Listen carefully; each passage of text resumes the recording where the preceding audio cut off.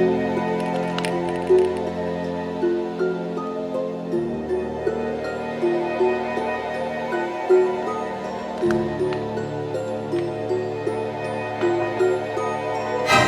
friends, what's up? It's Fern.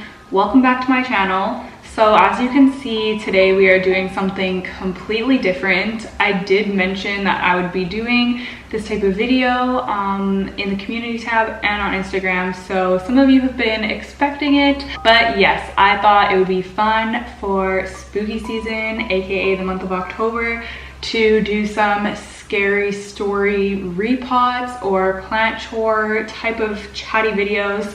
So I'm going to be starting the first episode off with a spooky story of my own, but for some of the other episodes, I am actually going to be sharing your spooky stories. So if you didn't see in the post I made, I was asking for people to send their scary stories to my email. You can still send them in. So yeah, I'll leave my email in the description and you guys can tell me all the spooky things that have happened to you. And I did also want to mention that I got this idea from Dea. You can check out her channel. I will link it down below. I saw that she did this, I don't know, was it maybe last year? Anyway, she did a repot and told spooky stories and I absolutely loved it. So yes, this was not my original idea.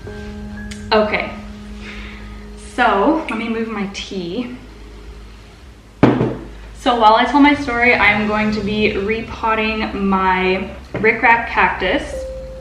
I have two of them here and I have desperately been needing to repot these for so long because they are just way too, well, this one's not so bad, but this one is terrible. It's way too huge for this little terracotta pot and it's constantly tipping over because it's so top heavy. So I've really just been wanting to combine them into one pot and I think it would be really cool to have a hanging basket of them. So I'm going to be repotting them into here. I'm gonna take the hanger off for while I do it. These plants are actually pretty freaking thirsty as well. I mean, the pots could have something to do with it because they're so small. But yeah, I think they're gonna do better in plastic, to be quite honest. So this is the only thing we're gonna be repotting today because I feel like it's gonna be hard for me to repot and tell my story at the same time, but I'll do my best. Let's get right into it. Okay, so my spooky story, this is honestly the scariest thing that has ever happened to me. Maybe to some people it won't be scary, but I am like haunted by this memory. Okay, I'm just gonna set the story before I start. So this takes place about 8 years ago, I would say, and this is back before I moved to BC. I still lived on the prairies in Canada. If you didn't know, that's where I'm from. However, my mom had moved out here, so I would come and visit her during the summertime, at Christmas, etc. So this happened to be one year when I was visiting my mother at Christmas. So it was December, it was winter, cold, those kinds of vibes. Now, during this visit, I was sleeping on the couch for some reason, which is strange for me to look back on because I know she had 3 bedrooms and my brother was in one, and then the other one, I think they were just using it for storage or something like that at the time. So I couldn't sleep in there. So I was staying on the couch. Okay, so after a lovely day of visiting with my family, it was bedtime, so I bundled myself into the couch. I was all cozy in my covers, really tired, ready for a good night's sleep. And my mom lived in a bit of an older house and it was quite cold a lot of the time. I remember the heating wasn't really the best. So we had space heaters in every room. So I had a space heater next to me on the couch. It was kind of in front of me in the living room and it was on. And that was running to keep me warm throughout the night. So I started drifting off to sleep when suddenly I could feel this current of energy go through my body. That's really the only way I can describe it. It felt like a buzz that had like traveled through me almost. And I remember just like looking at the heater and feeling like I could see the energy waves, like feeling like some energy was messing with the heater and then also going through my body. It was honestly like the strangest thing, you guys. I cannot even describe like this experience. It was so weird. All I can describe it as was like an energetic current. It was very strange, very bizarre. So So I remember just laying there and kind of experiencing this and thinking some sort of spirit is like coming into my body, messing with the electrical current. Like I did not know what was going on. So I was experiencing this, and in the moment I kind of felt like I was frozen, but then I snapped out of it and I ran into my brother's room because he was still awake, like gaming on the computer or whatever he was doing.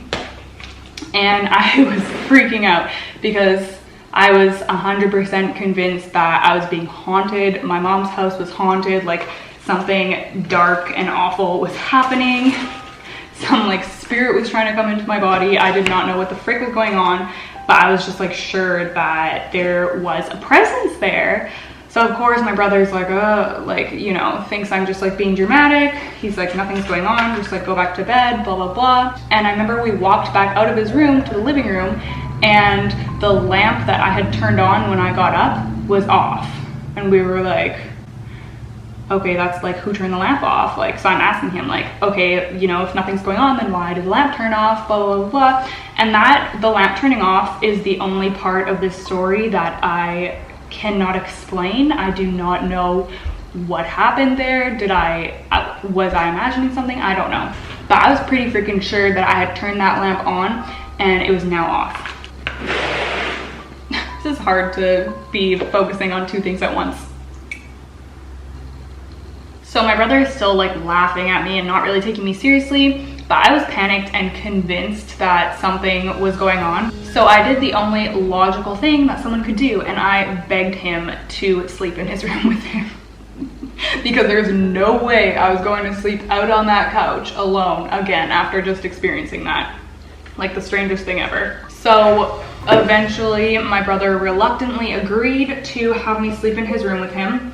And he had stayed awake for a while. I remember I was gonna go back to bed and he was gonna stay awake on his computer, and I felt so much safer. So I was like, okay, like perfect, great. So I crawled into his bed and I was like, okay, good. Like I feel a lot better about this. And I was ready to go to sleep again. And this time, as I was falling asleep, I could hear very loud bells chiming in my head, like old-fashioned like church bells, or like, I don't know, like creepy ass sounding bells.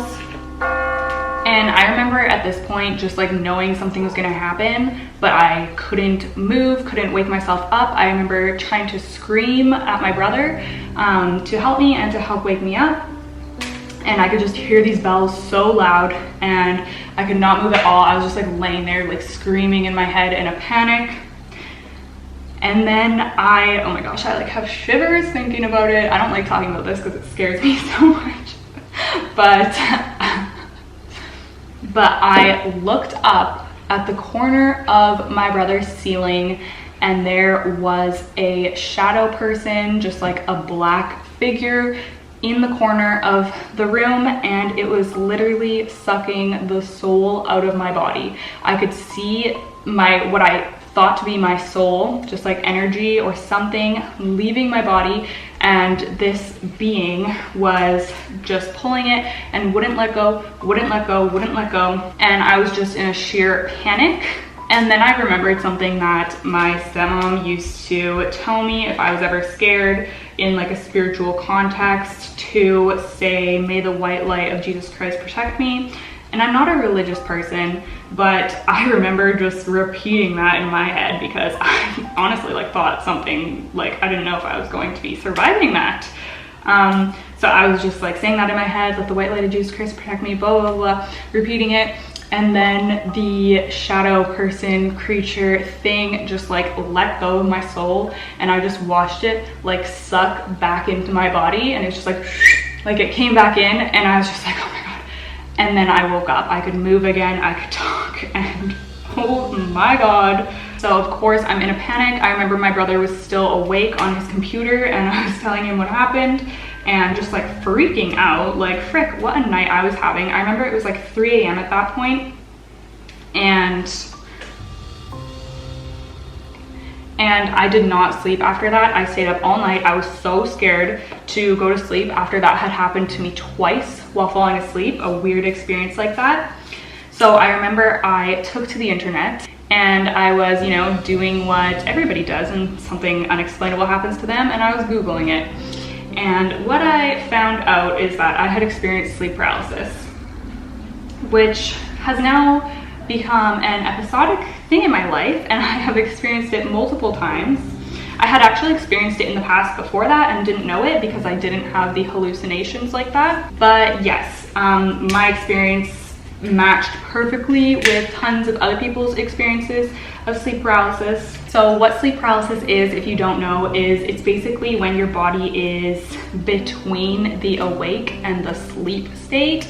So your body's paralyzed because you can't move when you're sleeping. Our body does that to protect us from like acting out our dreams and sleepwalking, etc., I think. And so you're between that, so you're frozen and you can't speak, but you are half awake, so your brain is like still active and like convincing you that you're experiencing these crazy things. So a lot of people have sleep paralysis where they just feel frozen, or they feel like they can't breathe, or something's crushing their chest, those types of things. But some people have it where they have severe like evil hallucinations, and they're often like demonic and really awful and scary, like mine was. It's actually a fascinating topic. Like, I really am interested in sleep paralysis because there's a lot of things that are kind of like unexplained, unanswered, but it does really scare me just because I've experienced it so severely, and I'm so scared of it happening to me again. I like do certain things in my life still so that I don't have it happen to me again. I think I'm just gonna reuse this. This is still good soil. In you go. So I basically spent that night reading about it, and I remember reading something interesting is that a lot of people hear the bells when it's first gonna start, which is really weird. And I remember vividly that happening that night, but I don't think that that's happened to me again since then. So there's differing explanations of why our brain creates such evil and scary hallucinations. And I think the most common like explanation by scientists is just that our body is panicking because we are in that like weird state that we're not supposed to really be in. So our body just panics, and because of that fear response, it creates something scary. There are a lot of people who do believe it's paranormal, and I know there's some cultures that traditionally believe it to be like something evil and demonic and really scary. I tend to prefer the scientific explanation just because it's happened to me so many times. So yeah, really interesting topic. I think it's something like 40% of people experience sleep paralysis in their lives. So I would love to hear if you guys have experienced it. Leave your comments down below. I know it's such like a weird thing. I really like talking about weird topics. So hopefully you guys dig this type of video. But yes, I remember the next day telling my mom what had happened, and she was just like shook and felt so bad for me because I had not slept at all the prior nights, obviously. I just remember I literally felt like I was being haunted. I was like, something is in my body. There's actually a documentary, I think it's on Netflix, on sleep paralysis, which is really interesting if you want to check it out. So like I said, it's happened to me a handful of other times, but that was definitely the scariest one. Although the second scariest one was when I was traveling with an ex-boyfriend, and we were sleeping in like a, what's it called, a rest stop, where usually it's like a lot of trucks and whatnot sleep. It was on the I-5 actually. We were driving to California.